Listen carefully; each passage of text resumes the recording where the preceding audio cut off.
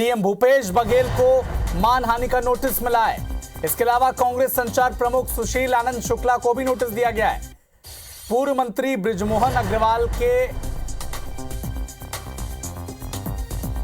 ने ये नोटिस दिया है।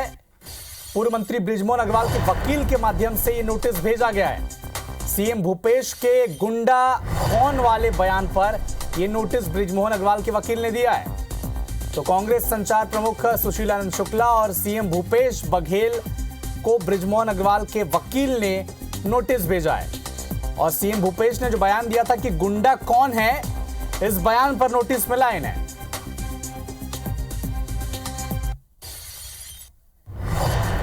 तो हमारे सहयोगी राजेश मिश्रा इस वक्त हमारे साथ जुड़ चुके हैं। राजेश, चुनाव प्रचार जब चल रहा था तब तो तल्खी बयानों में साफ दिखी थी, लेकिन उसी एक बयान का जिक्र करते हुए बृजमोहन अग्रवाल ने अपने वकील के जरिए मुख्यमंत्री और कांग्रेस के जो संचार प्रमुख हैं उन्हें नोटिस भेज दिया है।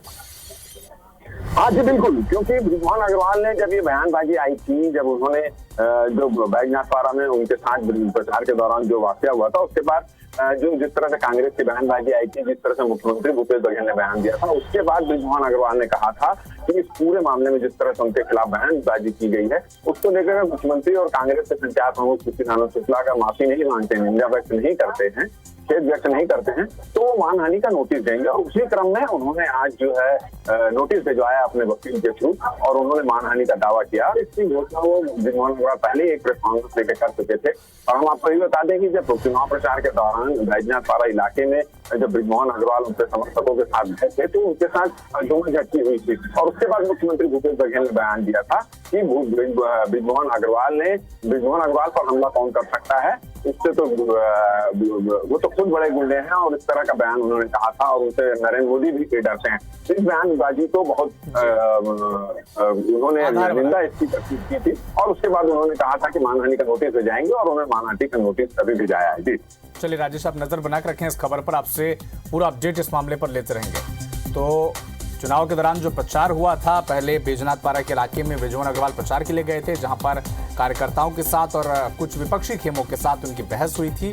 और पूरा वो मामला आपको याद होगा, थाने में जाकर धरना भी दिया था, जिसके बाद मुख्यमंत्री भूपेश बघेल ने पलटवार किया था।